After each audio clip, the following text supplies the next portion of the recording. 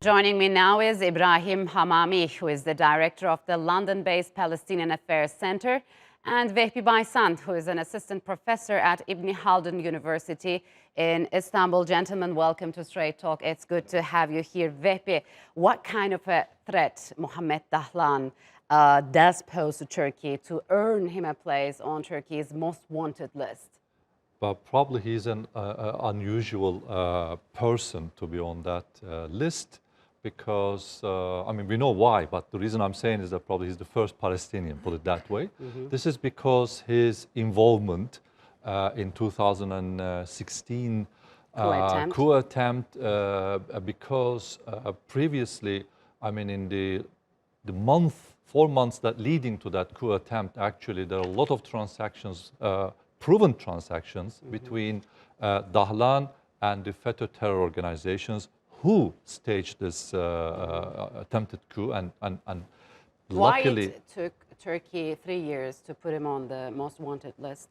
Was Turkey gathering intelligence throughout that time? Well, that too, but also what happened is that an article was published, if you remember, in the US detailing his involvement in that failed coup attempt. And Turkey was really furious because it was unexpected.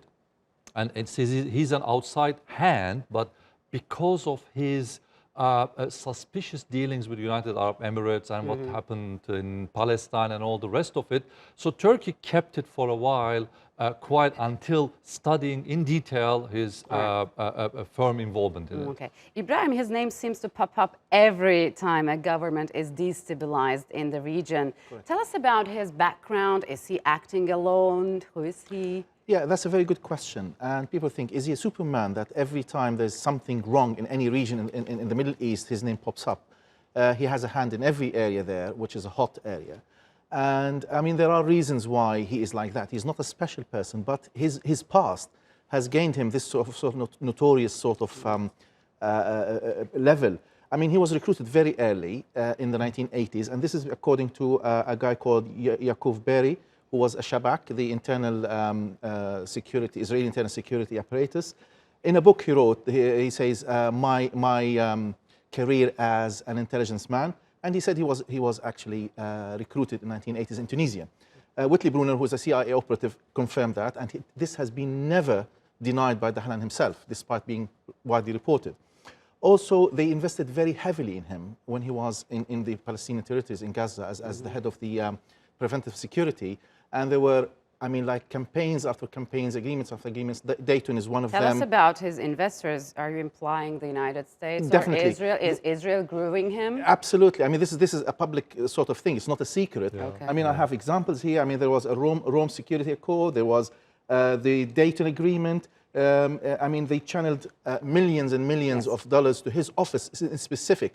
I mean, George Bush in June 2003, after invading Iraq, he did mention, I like this guy, and he gave them a presentation with Sharon at the time. So they invested very heavily in him. Okay. They trusted him because he can do anything. He can betray anything. He betrayed Arafat, he betrayed Mahmoud Abbas, he betrayed Hamas in Gaza Strip. He doesn't care. He basically betrayed his own Palestinians. He filed a legal complaint against Abbas at the International Criminal Court, and the complaint was filed by an Israeli lawyer. So does he want to become the next Palestinian president? And I mean, if he becomes the Palestinian president, how will it serve the interests of Palestinians given these circumstances? Well, given back to his CV, probably it's not going to help much because, look, in April 2002, Israeli Defense Minister Benjamin Ben-Eliyah, he said that we should give Gaza to Dahlan. Correct. Wow. Imagine. So he's that much. And also, International Criminal Court actually opened the court case because of his involvement in Libya and because of Saif al-Islam involvement. Yes. Unbelievable. Son, right? They looked at it, yes. Yeah, they looked at it. But also, you know, the corruption charges is like $15 million disappeared and all that. He was sentenced to 3 years imprisonment in the Palestinian territory in his absence. Because of he stole $16 million according to them. But more than that, of course, we know, especially the Jewish lobby in the US are very keen to strike a deal for the region. They call it for the region, but of course this is for Israel.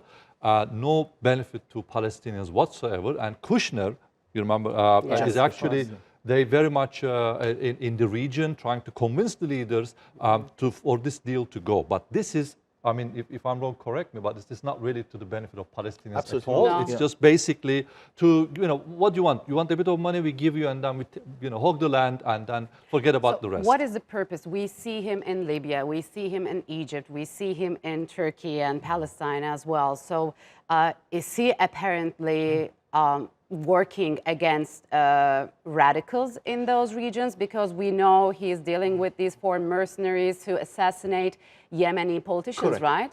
Yeah, I mean, actually, he's a conduit. He's an instrument and tool for the UAE. What is the ultimate goal? Well, it's a regional sort of conflict. UAE is completely against the post-Arab Spring sort of democratic transition, and they're trying to abort that in every region where there were democratic elections, or the democratic process will bring someone who's not in their circles. So he's the tool for that. He's the conduit. So if they are funneling money, he's the one who's doing it. If they are trying to recruit mercenaries, he's the one doing it. If they are trying to attempt a coup in Turkey, for example, he's the one who's arranging it. But again, cooperating with another radicals, which you have a Yeah, terror exactly. organization. So if you look at it, I mean, in Libya, he's not against the radicals. It's the opposite. People who actually got rid of the radicals in Sirte, for example, he's against them.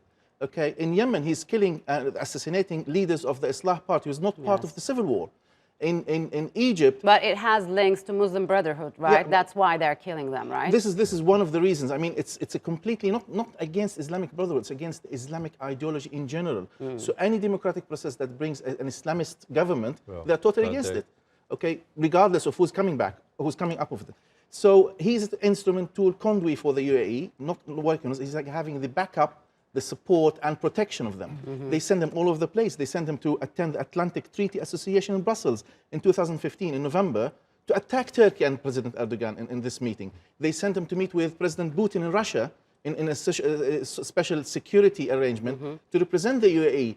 So that's why he's getting these sort of involvements. So, Vehbi, tell me about it. Dahlan is some sort of a foreign policy tool of the United Arab Emirates, but what is behind this dispute, or rather hostilities between Turkey and the United Arab Emirates? What's happening? I think Turkey's, we should explain this from the Turkey's involvement in the region. At the moment, Turkey is kind of a mediator, especially the Palestinian cause concerned. Now, Dahlan, now we have these elections coming up in 2 months' time. I don't know if the time is, date is set, but let's say in January, February, very time soon. So we have Mahmoud Abbas, we also have Hamas representatives.